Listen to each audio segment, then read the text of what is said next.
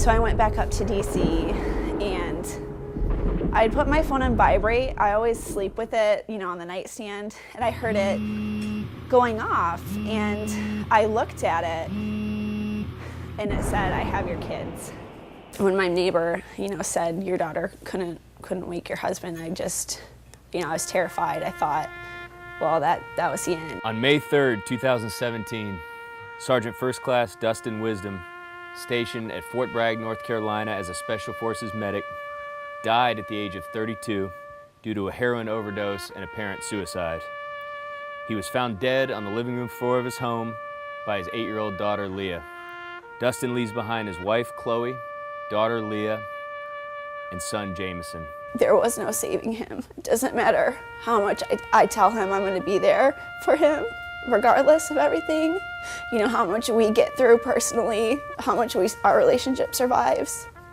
It doesn't matter, you know, that we have 2 kids that need him so bad. This is exactly how Dustin's obituary would have read had it not been for the heroic actions of his 8-year-old daughter, Leah. Between my military service and all of the military families that we've seen and assisted with Wish for Our Heroes, we've never met anybody quite like Dustin. Just several weeks ago, he nearly took his life due to a series of events that happened as a result of his military service. He has destroyed countless enemies who have threatened the freedom of our country. He has rescued and saved the lives of hundreds of military members. Become a medic because my first 4 years in the military, I was an infantry sniperman. Well, that only equates to one thing, you know, it's murder. It's crimes against humanity. You know, no matter how you look at it, you're killing somebody. Whether you view them as the enemy or not, you're still killing someone. And so that never sat really well with me. I mean, in fact, I remember after I'd shoot somebody, I'd get off the gun and smoke almost an entire pack of cigarettes, you know, just trying to deal with that anxiety or whatever, that grief or there's a bunch of emotions going on. So that coupled with a couple of soldiers I saw get injured and killed through gunfire and IED wounds, and being there with them and not having any idea how to treat them or what to do, and just watching them die essentially. Those 2 things never sat well with me really, and I always wanted to, you know, be able to give back to humanity as a medic, but also when there's a shitty situation like that again, I know what to do. I'll have the tools in my kit bag to be able to fix whatever that situation that plays out. And so, but as far as helping me in the long run, I think it made things worse, you know, because, you know, obviously being a Special Forces medic is different than being a regular medic. You know, we're shooters first, medics second. And then, of course, everybody that I treated was blown up or shot, and kids were stabbed or blown up or shot, and just seeing all that trauma and the bodies are all mangled and all that, for me, it made everything worse. I mean, he just got home from his 4th deployment. Like, I never in a million years imagined that I would have to worry about him at home. Here we have a Special Forces soldier who has given everything over the last 13 and a half years of his life to assist our country. He's been in the darkest places, and he's sacrificed in more ways than any of us can even begin to understand. You know he's had head injuries. You know he's lost consciousness. You know he's had multiple traumatic brain injuries. I broke an ankle on a patrol one time, dislocated my shoulder on a jump. I've torn ligaments on a jump. Broken my lower back on another jump. He's been stabbed twice. He has been knocked unconscious after his vehicle hit an IED. He was unconscious for almost 5 minutes. I mean, so many IEDs he's hit. He was in a plane crash. He's been shot at so many times. It's amazing to me that he's never taken a bullet. He's had heat injuries. He's had cold injuries.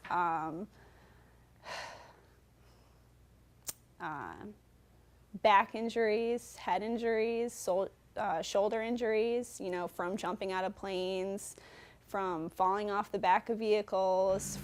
He's had concussive blast injuries. But due to all my multiple TBIs over the years, you know, it's created a mass on the left side of my brain that... PTSD and TBIs, when they're not treated properly, they lead to substance abuse. Several weeks ago, Dustin hit his darkest hour.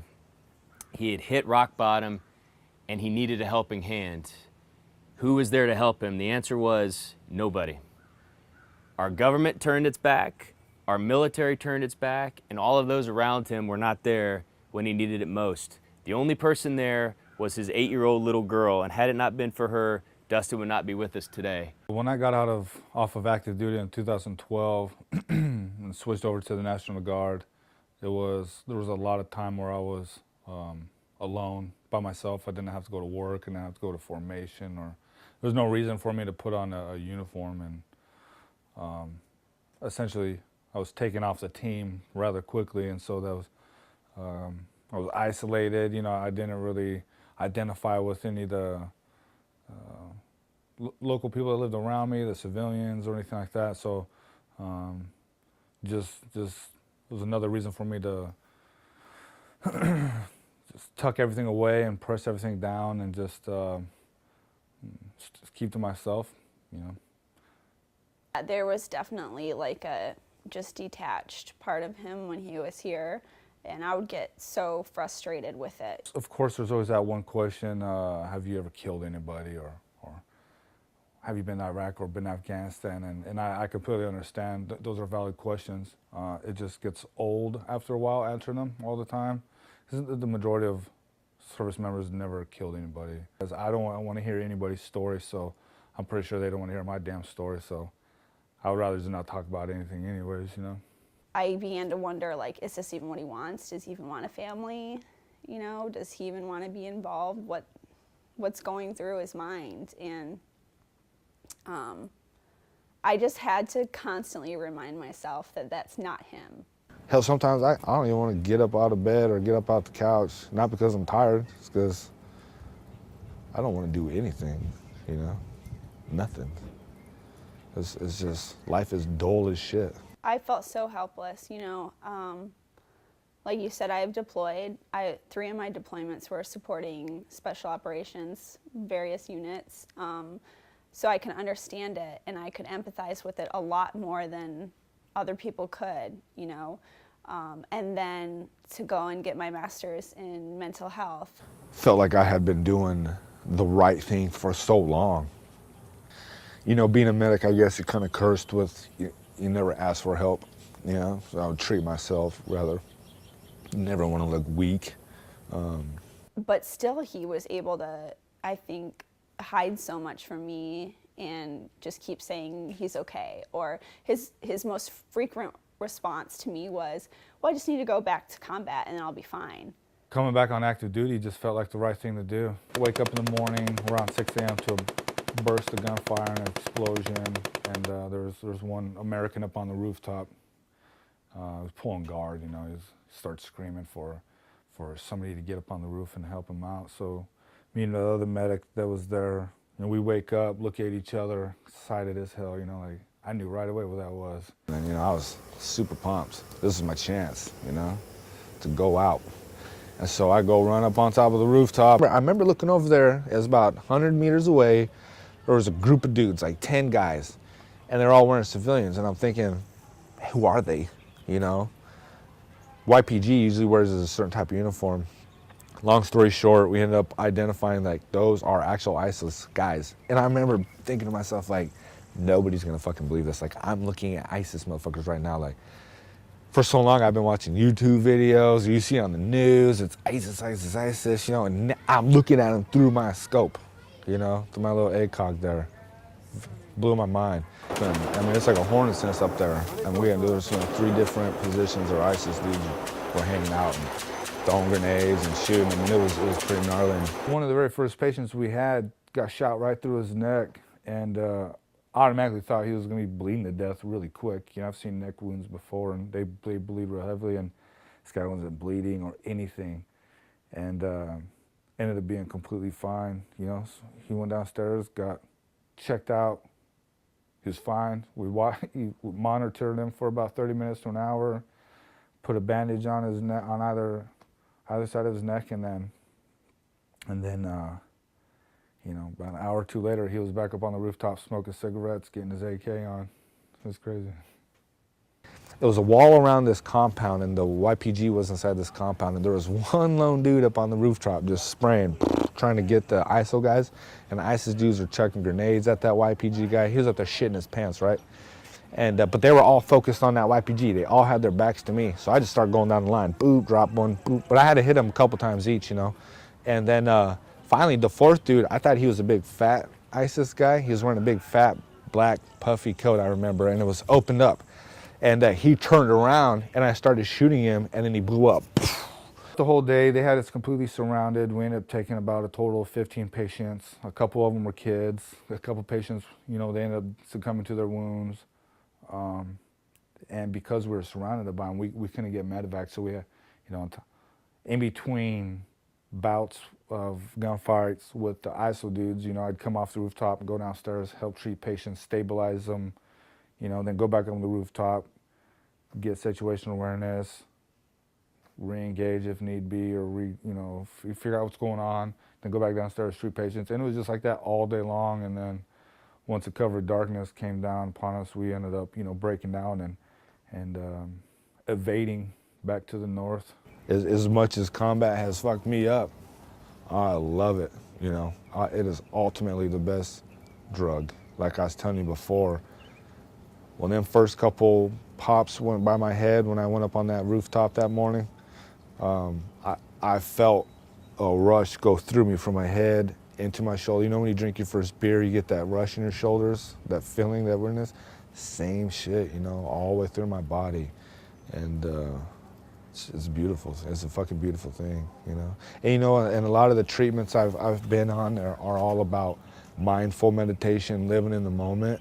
There's no other time and place in my life where I have learned to live in the moment other than combat, you know? Like right now, it's hard to live in the moment.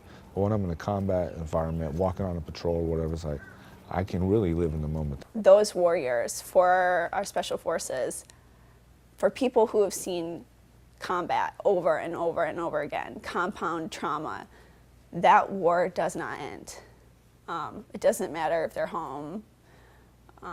It doesn't matter if it's, you know, years later. That's something that they live with for the rest of their lives. It doesn't have to be nightmare. I see them whenever I want, you know. They'll creep into me if I smell a certain smell. Obviously, smell's a really powerful sensation to bring back emotions or recall memories. But yeah, I mean, at least on a daily basis, I'll see at least one of the hundreds that I've either, you know, taken care of or seen die or killed myself. There's this combat masculine warrior paradigm, and a lot of men join and aspire to be that special forces man because he represents masculinity. And, you know, people outside of the community, even people in the community, look at that and idolize it and put it on a pedestal, and that's sexy, that's America's hero, that's the man I want to be next to, you know? But they don't understand what comes with that, what the dark side is, what kind of personality of a man it takes to do that kind of stuff. Yeah, I mean, a lot of things we do, obviously, you know, we're doing things we probably shouldn't be doing in another country, whereas, you know, they're going to see it as us undermining them somehow. So, yeah, the military teaches us how to lie, and how to lie really well. You know, they'll videotape you in an interview or whatever, and you'll replay it back and look at your different gestures and mannerisms and how you talk and what you talk about and all those, and they're trying to refine, you know, how can you get over on a police officer or some investigator at the airport or whoever, you know. So, and then of course you live in that world, that's your job, you start applying it to everyday life. You're always assuming you're doing something wrong because you live in that world, that cover for so long. So lying, it becomes second nature essentially. Just, you know, there's a meme out there where it's two individuals on a balcony, and it says a civilian goes on a balcony. He says to himself, wow, this is beautiful, it's a beautiful view, blah, blah, blah. When I go to the balcony, I think about, man, I could shoot that guy, I could shoot that guy, you know. Those are our thought processes. So we do black market buys, how to purchase weapons or ammunition. Those are all, you know, you got to be resourceful as a special forces man. You got to be very resourceful. You might be in a place where you shouldn't be or you should be with a very limited amount of supplies. Typically an SF guy fits a certain type of profile, which is, you know, you're a criminal essentially, but you're just willing to be a criminal for this organization instead of this other organization. You know, that's not something that anybody knows how to deal with. That's not in any human capacity to be able to cope with. And so they turn to, you know, self-medicating or self-destructive behaviors, you know, substance abuse, gambling, affairs, you name it. I mean, it's just, it's devastating to them, it's devastating to your family, it's devastating to kids. You give up that fear of death, you know, because you're, the mindset you have, you know, death, you know, fuck death essentially, and it's all around me all the time, so. So actually the day after that firefight, when we were back up in our little base there, the next day, we had unpacked everything, took a shower, and we're just chilling, and I woke up and went to go use the bathroom and started getting real bad flank pain, and it burned when I peed real bad, and I knew something was going on, especially with the flank pain. So, you know, a couple more urinations, I ended up deciding, man, I think I have kidney stones, and this is one of the most painful things I've ever experienced in my life, you know, and everything about it is true, and pain-wise. And so I didn't want to get medevaced out of theater for something stupid and embarrassing like that. So, you know, just like I do with everything else as a medic, I decided I'd treat myself. And so, you know, with the pain being unbearable, and I had some extra ketamine left over, I hooked myself up to an IV, started running bolus amounts of fluids through it, and you know, that pain was so unbearable, I decided to use ketamine on myself just to do something to help out. And it helped out.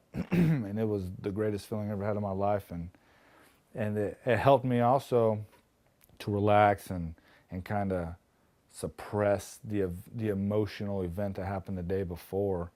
So it was kind of like knocking a bunch of birds out with one stone. And so, you know, I ended up getting stuck on the ketamine for about 2 weeks, you know, where I was using it and just chasing that dragon just to give me some type of peace and respite. And,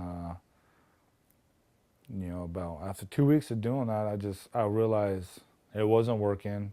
My arms were thrashed, my ankles were thrashed, you know, and where I've been, you know, poking with a needle all the time.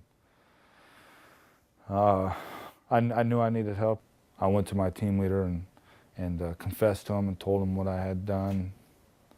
I took my sweater off and showed him my arms and showed him all my track marks and everything. And essentially I just put that ball in his court, you know. I was too powerless to stop or do anything. I had to get somebody else to do it for me. The people downrange, they were receptive to it. They reassured him he did the right thing. He asked for help. They promised him that he was going to get help, that he wasn't going to get in trouble, that he wasn't going to get punished. They knew he was a stand-up guy. He had just been put in for his second Valor Award. I mean, they knew his character. They knew what a phenomenal warrior he was, and, you know, knew that he was doing the right thing, asking for help. Made sure I wasn't going to do that again, and just, you know, kept me accountable, if you will, and ended up redeploying me back home to the States. And then all of a sudden, you know, the Army tells me they're gonna kick me out on a Chapter 14, which is a misconduct and dishonorable discharge and take away benefits. And on top of that, too, they're gonna take his dignity by taking his tab, taking his Green Beret. So what? He's not Special Forces anymore. Pretend he never did anything he ever did. Pretended he never saved hundreds of people's lives. I mean, ask anyone he's ever served with, he is the epitome of a Green Beret. He is the definition of a Green Beret. Few can stand next to him and compare. And that really, you know, messed me up mentally, because I was getting punished for something that I thought I was asking help for. And that was a huge sticking point in my mind, because for so many years I'd killed a bunch of people and never once got in trouble for any of that.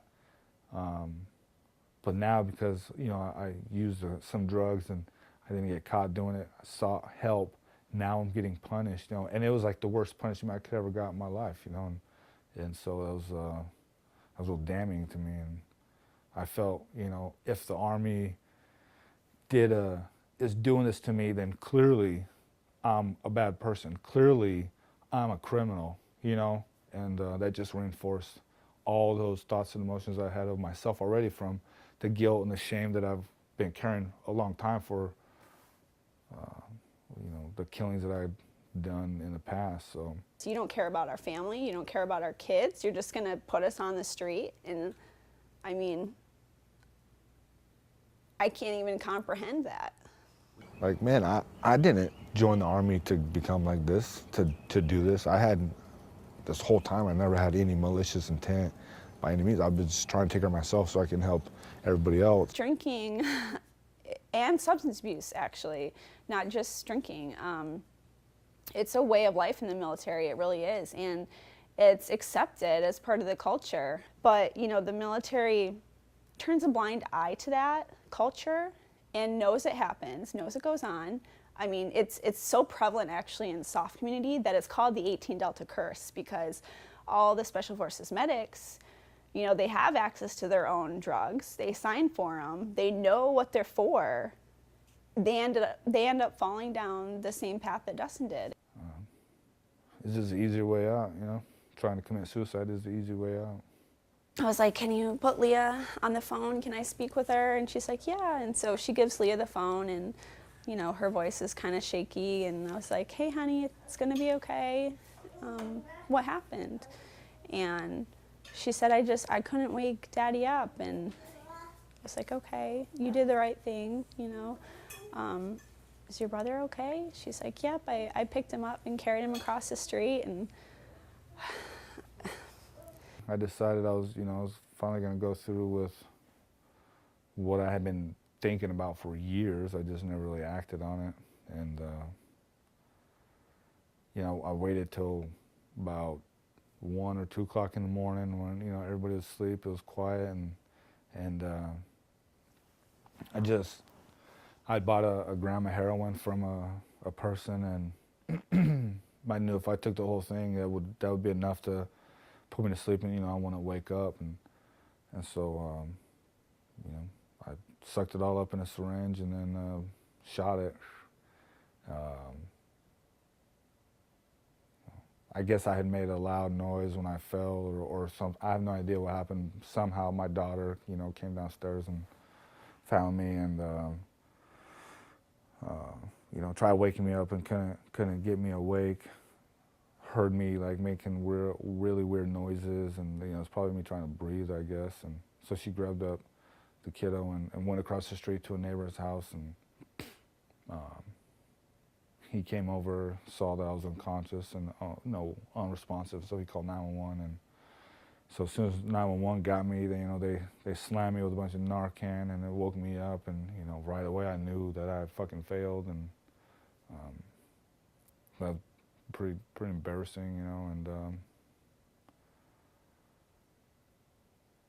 and just you know, maybe the emotional toll I put on my daughter, maybe for putting her in that situation. I don't know how that's gonna play out in the years, but it seemed like the right thing to do at the fucking time, you know. so many things could have happened going through my head, what could have happened, you know, and the fact that they got safe to my neighbor's house, you know, was some kind of divine intervention. When they hit you with the Narcan, it completely reverses all your opiate receptors. It completely strips off all the opiates that you put on there. And, well, essentially, it's kind of bad, you know, to do that to an overdose patient, because you're essentially bringing them back from the dead, and then they're gonna feel every single pain they've ever felt in their own life. It's a traumatic experience in and of itself. When I woke up in the back of the ambulance, I was tied up inside my carpet, I guess. I became so combative that the ambulance and the police officers had to really, really put my big ass down and wrap me up in the carpet, tie me down, just give me. And then they had to bang me with a bunch of benzos just to keep me, sedate me, essentially.